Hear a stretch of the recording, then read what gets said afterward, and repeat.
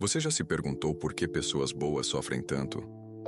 Já se pegou questionando: se eu estou fazendo tudo certo? Por que a vida está tão difícil? Talvez você esteja passando por um tempo onde tudo parece sem lógica, sem resposta, sem justiça. Mas hoje, através da vida de um homem chamado Jó, vamos descobrir uma verdade poderosa. Nem todo sofrimento é punição. Às vezes, é um chamado. Se essa mensagem já começou a falar com você, se inscreva no canal e ative o sininho. Aqui, cada palavra é uma semente de transformação. Vamos juntos? Antes da dor, havia paz. Antes das perdas, havia plenitude. E no centro dessa vida serena estava Jó, um homem justo, íntegro, próspero e temente a Deus. A Bíblia o apresenta com admiração e reverência. Havia um homem na terra de Uz, cujo nome era Jó. E este era homem íntegro e reto, temente a Deus e que se desviava do mal. Jó era, em todos os sentidos, um modelo, não apenas espiritual, mas também social e familiar. A Bíblia diz que ele tinha 10 filhos, 7 homens e 3 mulheres. Além disso, seus bens eram grandiosos, milhares de ovelhas, camelos, bois e jumentos. Ele era o homem mais rico do Oriente, mas o mais bonito em sua vida não era a quantidade de bens, era a qualidade da sua fé. Veja o que diz em Jó 1:5. E sucedia que, tendo decorrido o turno de dias de seus banquetes, enviava Jó e o santificava, e levantando-se de madrugada, oferecia holocaustos, segundo o número de todos eles.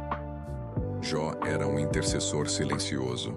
Enquanto seus filhos festejavam, ele orava por eles, não apenas pelos atos, mas pelo coração.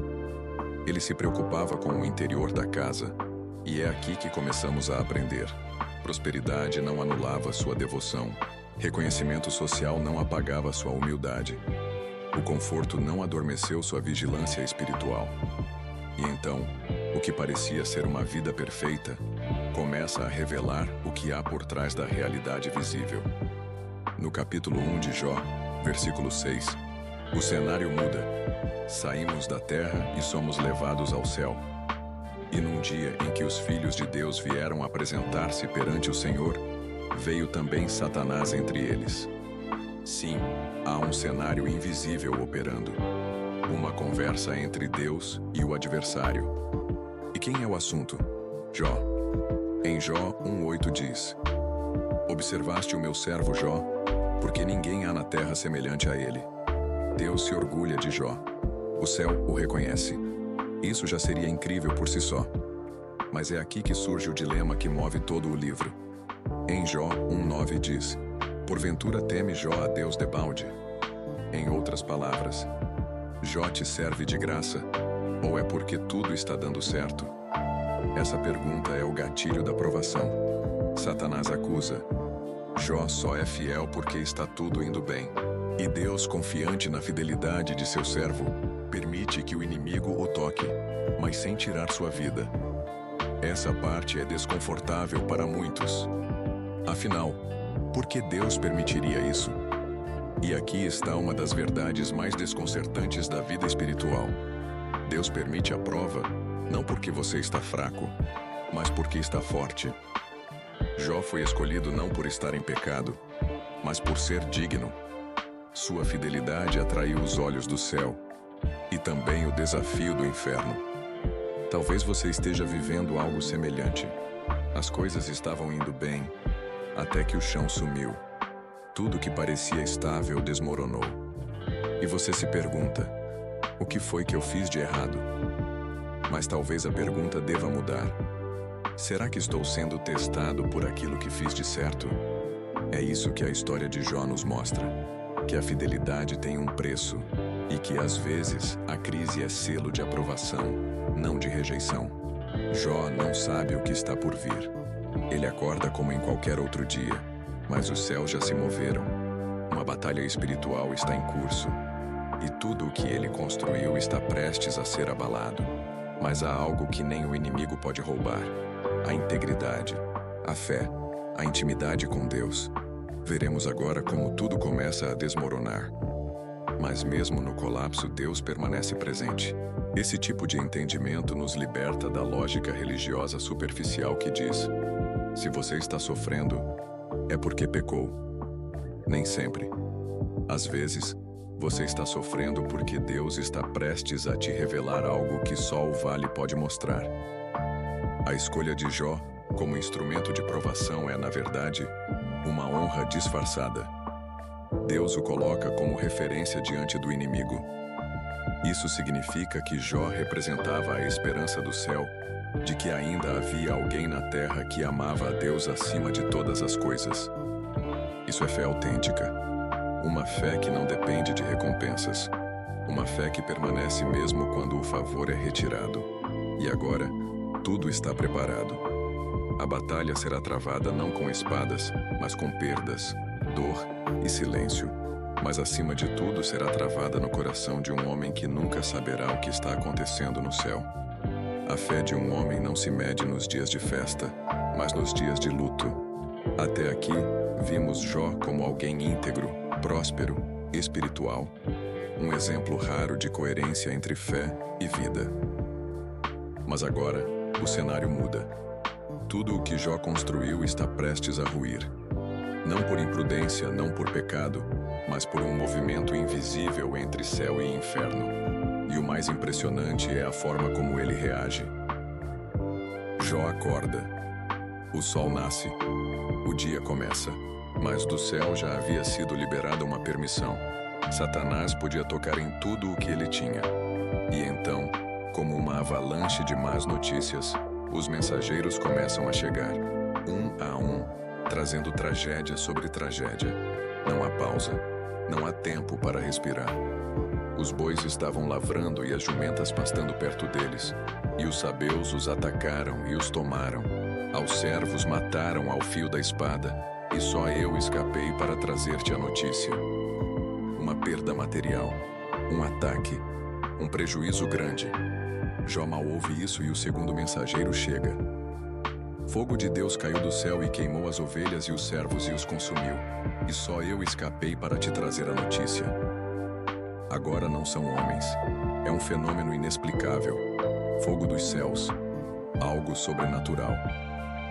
A mente de Jó mal processa isso, e entra o terceiro mensageiro.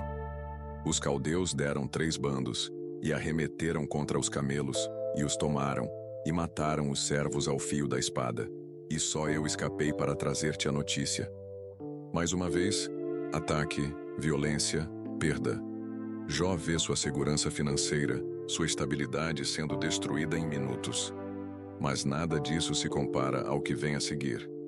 Estando teus filhos e tuas filhas comendo e bebendo vinho em casa de seu irmão primogênito, eis que um grande vento sobreveio do lado do deserto, e deu nos 4 cantos da casa, que caiu sobre os jovens, e morreram. E só eu escapei para trazer-te a notícia. Não há dor maior. Jó perde todos os seus filhos em um único momento. 10 filhos, 10 vidas, 10 futuros, uma única tragédia. Não foi uma guerra, não foi um acidente previsível. Foi um vento, um movimento incontrolável da natureza. Não há como explicar, não há como prever. Só há luto. Essa sequência de eventos nos ensina algo assustador e verdadeiro. A vida pode mudar em minutos. Não importa quão sólida pareça a estrutura, quantos bens alguém possua, quão bem uma família esteja. Basta um sopro e tudo desaba. Jó não teve tempo para se preparar. Não houve avisos, apenas quebras. E essa talvez seja a experiência de muitos hoje. A ligação inesperada, o diagnóstico, o acidente. Você estava bem e, de repente, não está mais. A Bíblia é brutalmente honesta ao mostrar isso. A fé não isenta ninguém da dor. E agora, a pergunta que paira no ar. O que Jó vai fazer? Vai gritar? Vai amaldiçoar? Vai se revoltar? A Bíblia responde em Jó 1:20. Então Jó se levantou, rasgou o seu manto, rapou a sua cabeça, lançou-se em terra e adorou. Ele adorou. Jó expressa sua dor. Rasga o manto, rapa a cabeça. Sinais profundos de lamento. mas não amaldiçoa. Ele se prostra diante de Deus, ele reconhece, ele entrega e diz: Nu saí do ventre de minha mãe, e nu tornarei para lá. O Senhor o deu, e o Senhor o tomou. Bendito seja o nome do Senhor. Essa não é uma frase de quem entendeu tudo. É uma frase de quem aceitou. Jó nos ensina algo que parece inalcançável. A dor não precisa nos afastar de Deus. Ela pode nos levar até Ele. E mais, a fé verdadeira não é medida pela ausência de lamento, mas pela presença de rendição. Ele adorou, porque sua fé não dependia das bênçãos. Ela estava enraizada em relacionamento. Essa parte da história é uma denúncia contra uma espiritualidade frágil. Há quem adore enquanto tem, há quem cante enquanto vence, há quem busque a Deus só enquanto está tudo bem. Mas Jó nos mostra outra dimensão. A fé que resiste ao vento é a fé que foi plantada na rocha. Há dores que nos cercam por fora, mas existem outras que nos consomem por dentro. Se perder filhos, bens e segurança já não fosse suficiente, Jó agora é atingido na única coisa que lhe restava: sua própria saúde. E mais uma vez, ele nos ensina que a fé autêntica permanece mesmo quando o corpo desmorona. O livro de Jó, capítulo 2, nos leva novamente à dimensão invisível. Satanás volta a se apresentar diante de Deus, e o Senhor reafirma: Observaste o meu servo Jó? Porque ninguém há na terra semelhante a ele, homem íntegro, reto, temente a Deus, que se desvia do mal, e ainda retém a sua integridade, havendo tu me incitado contra ele para o consumir sem causa. Mesmo após todas as perdas, Jó ainda é íntegro. Mas Satanás não se dá por vencido. Ele diz: pele por pele, tudo quanto o homem tem, dará pela sua vida. Toca-lhe nos ossos e na carne, e verás se não blasfema contra ti. E Deus permite, mas com limites. Eis que ele está em teu poder, mas poupa-lhe a vida.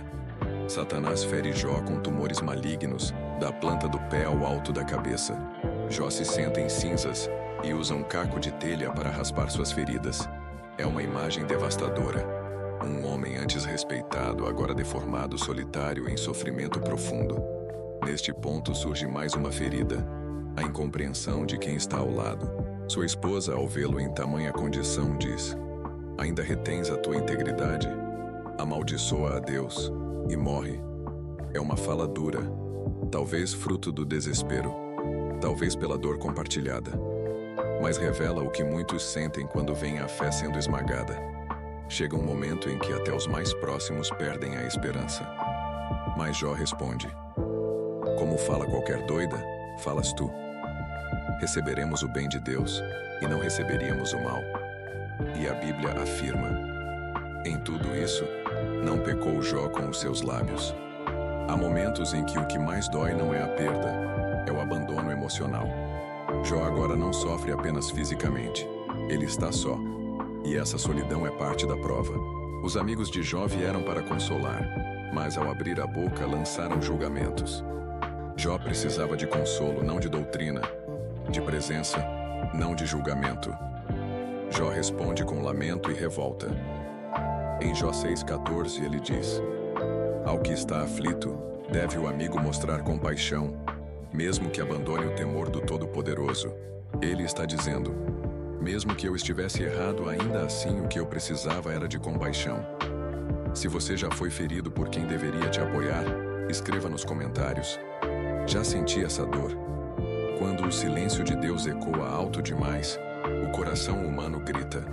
Jó começa a questionar. Não por rebeldia, mas por necessidade. Ele quer entender, quer sentido, quer justiça. Em Jó 3, ele amaldiçoa o dia do seu nascimento. Deseja não ter nascido.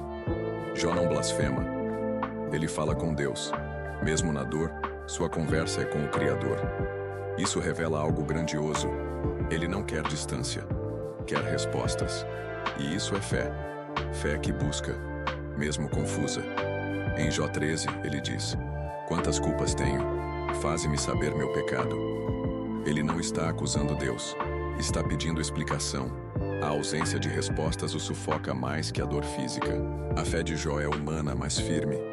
Ele lamenta sim, mas não desiste. Jó está destruído por fora, questionando por dentro, mas uma chama ainda arde. A certeza de que Deus vive. No meio da dor, ele faz uma declaração que atravessa os séculos. Em Jó 19:25 diz: Porque eu sei que o meu Redentor vive, e por fim, se levantará sobre a terra. Mesmo sem respostas, Jó se agarra ao que sabe. Essa é a fé que sobrevive ao caos. Ele ainda está doente, em luto, sem consolo, mas declara esperança. Isso é fé amadurecida. Não exige entender para continuar crendo. Jó começa a perceber. A dor está refinando, não destruindo. A fé de Jó cresce na escuridão, e é isso que o torna inabalável. E tudo começa a mudar. Depois de muitos capítulos de silêncio, Deus finalmente fala. E não é uma resposta, é uma revelação. Em Jó 38:1 diz: Então o Senhor respondeu a Jó do redemoinho. Deus não aparece como brisa, mas como tempestade, e começa a fazer perguntas. Onde estavas tu quando eu fundava a terra? Quem fechou o mar com portas? Você deu ordem amanhã alguma vez? Não é Deus se justificando. É Deus reposicionando Jó diante de sua grandeza. Jó se cala. Ele entende. Deus não precisa dar explicações. Sua presença basta. Deus não dá todas as respostas, mas dá algo melhor. Ele mesmo. E isso transforma Jó. Há dores que nos deformam por fora. Há outras que nos lapidam por dentro. Deus fala. Não para satisfazer a curiosidade de Jó, mas para transformá-lo. A fala divina não é explicação, é revelação. E diante da presença do Criador, o coração de Jó é quebrado e restaurado ao mesmo tempo. É neste ponto que a verdadeira virada começa.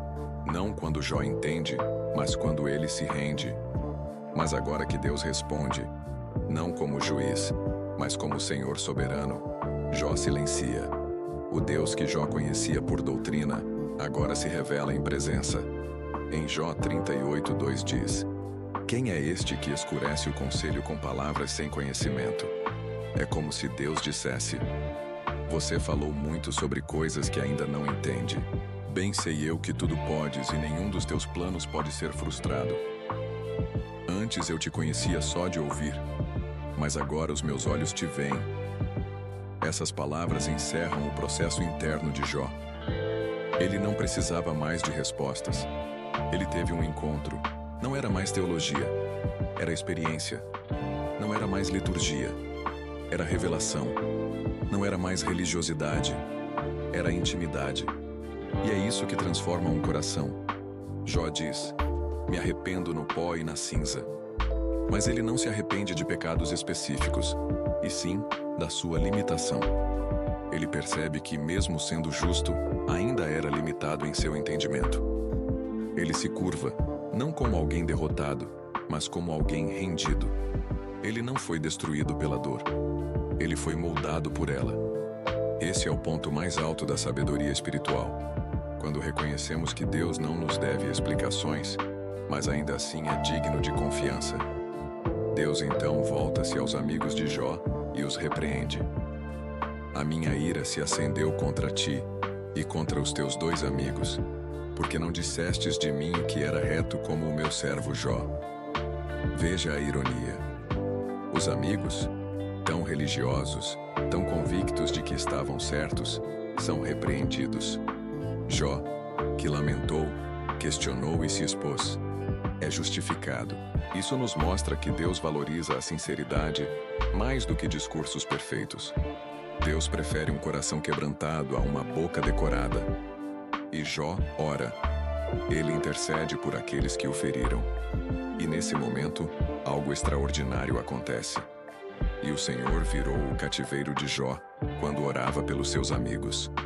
O momento da virada não é quando Jó chora. Não é quando Jó reclama. Não é quando Jó escuta Deus. É quando ele perdoa. A chave da virada está no coração liberto. Porque diante de Deus o milagre começa quando o coração se dispõe a liberar o outro. O maior sinal de maturidade espiritual não é quanto você sabe, é o quanto você perdoa. Não é o quão certo você está, é o quão rendido você permanece. Jó não apenas entendeu que Deus é soberano, ele decidiu não carregar mágoas. Ele decidiu orar por aqueles que erraram com ele. E Deus, que tudo vê, vira sua sorte no mesmo instante. Muitos acham que o milagre da vida de Jó foi a restituição em dobro. Mas o que poucos percebem é que a verdadeira restauração já havia começado antes disso. E ela não foi material, foi no espírito. Antes de Deus devolver qualquer coisa a Jó, ele restituiu sua sensibilidade. Antes de dobrar seus bens, Deus curou seu coração. Antes de restaurar sua saúde, Deus renovou sua visão. A verdadeira virada da história de Jó não foi quando as bênçãos voltaram, foi quando a sabedoria nasceu. E o Senhor virou o cativeiro de Jó, quando este orava pelos seus amigos. Essa frase é uma chave. O cativeiro não terminou com bênçãos, mas com uma oração. E mais do que isso, uma oração que veio de um coração ferido. Jó orou por quem o acusou, por quem o julgou, por quem piorou sua dor. Ele poderia ter exigido justiça, ter desejado vingança, ter cobrado explicações, mas preferiu orar. E foi esse gesto que mudou tudo. A Bíblia não relata que Deus prometeu algo a Jó. Não há garantia explícita de restauração. Jó não orou para ser abençoado, ele orou para obedecer. E esse é um princípio espiritual poderoso. A verdadeira fé serve a Deus sem contrato. Ela obedece sem exigência de retorno. Jó já havia se rendido. Sua adoração já não dependia de circunstâncias. E foi nesse ambiente de maturidade que o milagre visível começou a acontecer. A sequência do texto é impactante. Deus restaura, sim, mas não apenas como antes, em dobro. Ele teve o dobro de ovelhas, bois, camelos, servos. Recebeu novamente filhos e filhas. E não apenas isso. A Bíblia destaca algo raro. Em toda a terra, não se acharam mulheres tão formosas como as filhas de Jó. Esse detalhe mostra que a beleza voltou à casa de Jó. A graça foi visível. O favor de Deus ficou evidente. Mas há outro detalhe mais importante. Jó deu herança às filhas, o que não era comum na época. Isso revela que ele não era mais apenas um homem restaurado. Era um homem transformado, com mentalidade mais justa, mais compassiva, mais livre. Depois disto, viveu Jó 140 anos. Essa frase é simbólica. Jó viveu depois do vale. Deus não apenas restaurou, ele prolongou. Jó teve tempo para ensinar, para abraçar, para testemunhar. Ele viu filhos, netos, bisnetos e morreu, diz o texto, velho e farto de dias. Não farto de bens, não farto de glória, farto de dias, farto de experiência, de vida plena, de maturidade. A maior vitória de Jó não foi a riqueza dobrada, foi a consciência nova. Foi ter conhecido a Deus não por doutrina, mas por vivência. Antes eu te conhecia de ouvir, mas agora os meus olhos te veem. Essa é a marca da maturidade espiritual. A fé que foi purificada pelo fogo, a visão que foi lapidada pela dor. E mais, um coração disposto a amar, servir, perdoar. Mesmo sem toda a história poderosa deixa uma marca. E a história de Jó não termina com riquezas, mas com um legado. Sua trajetória não é sobre o que ele perdeu, mas sobre o que ele construiu depois da perda. Hoje, milhares de anos depois, ainda falamos sobre sua fé, sua paciência, sua coragem. E isso nos leva a uma pergunta final. Que tipo de marca a sua dor vai deixar? Em Tiago 5,11, no Novo Testamento, escreve: Eis que temos por bem-aventurados os que sofreram.